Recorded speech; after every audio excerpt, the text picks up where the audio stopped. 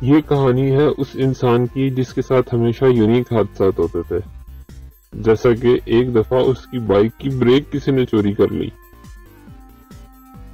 جب وہ گھر دیر سے پہنچا تو اس کی اماں جان نے لیٹ آنے کی وجہ پوچھی تو اس نے بتایا کہ میرے بائک کی بریک کسی نے چوری کر لی تھی۔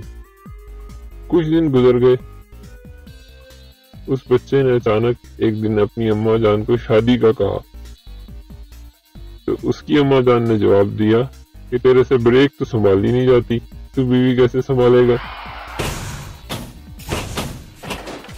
اور گیس واٹ، وہ دوست بیچارہ ابھی تک کھوا رہا ہے، اس لیے اس کے چینل کو سبسکرائب کریں۔